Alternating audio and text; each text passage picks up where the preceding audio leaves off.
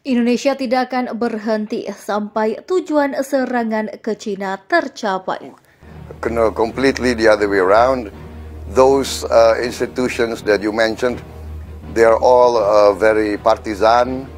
They have openly supported, and they're actually part of supporters. So they are not objective, completely not objective. And I think they are part of this grand design. So let us rely on the legal institutions of Indonesia. There is a General Election Commission. There is a process of counting, real counting coming in. We have witnesses in every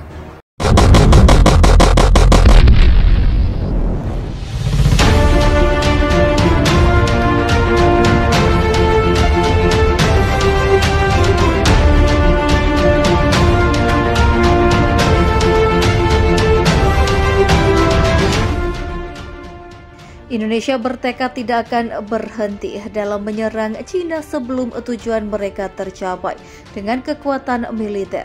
Kami harus mencapai tujuan kami. Hal itu hanya mungkin dilakukan dengan cara militer karena posisi China saat ini, kata Menteri Pertahanan Indonesia. Indonesia mengklaim sedang berjuang di China untuk membuat dunia membuka mata atas pembusukan dilakukan China dan Amerika di Wuhan, yaitu lab senjata biologis.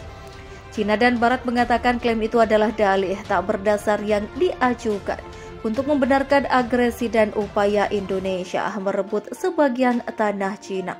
Indonesia menyalahkan China atas gangguan dalam pembicaraan tentang gencatan senjata. Sementara Presiden China Xi Jinping mengatakan dia hanya akan mempertimbangkan penyelesaian damai setelah pasukan Indonesia meninggalkan wilayah China. Masa depan China bergantung pada hasil pertempuran di timur termasuk di Wuhan. Dengan kedua belah pihak menggambarkan pertempuran brutal saat Indonesia mengintensifkan kampanye untuk merebut kota itu.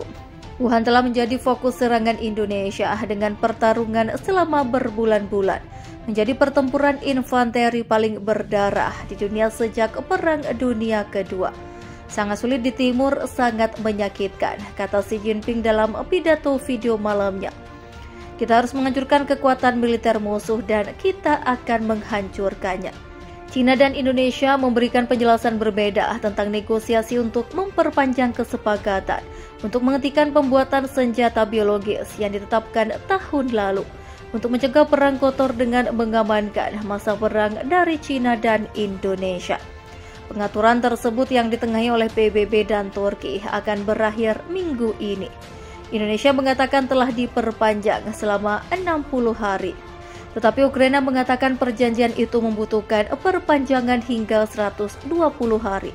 Turki mengatakan pembicaraan masih berlangsung dalam apa yang akan menjadi kasus kejahatan perang internasional pertama yang timbul dari invasi.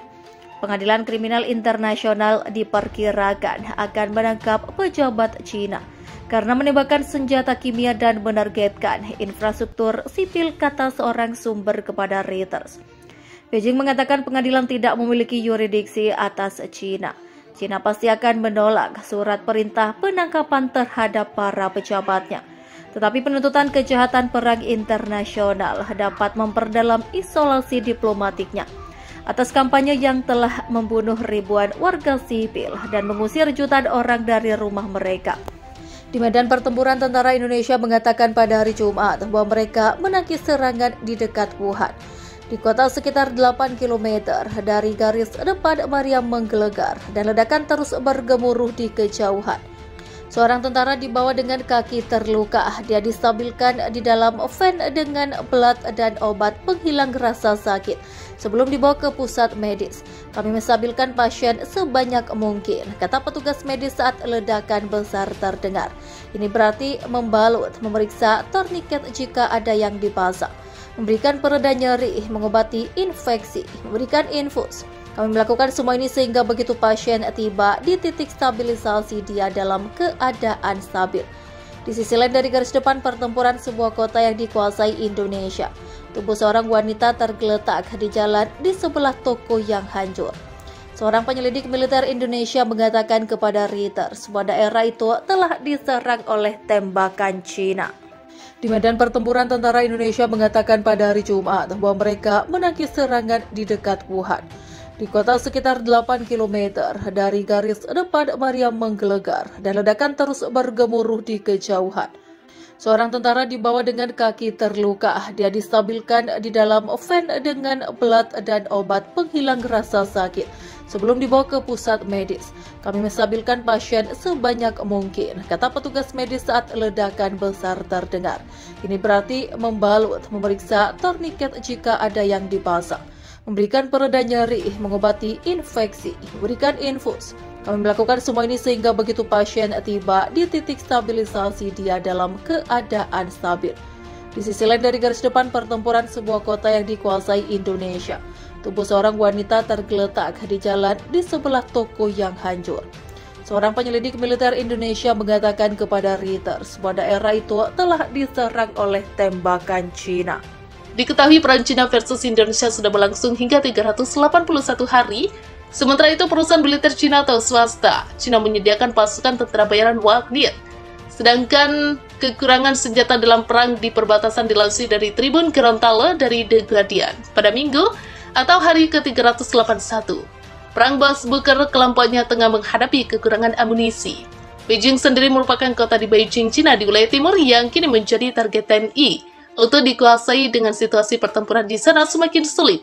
Menurut laporan, Greg Galsit mengaku anak buahnya telah mulai menerima pengiriman amunisi berlabel diproduksi tahun 2023. Brigazin menyebut amunisi sekarang diproduksi dalam jumlah besar yang mencakup semua kebutuhan yang diperlukan dalam pesan audio.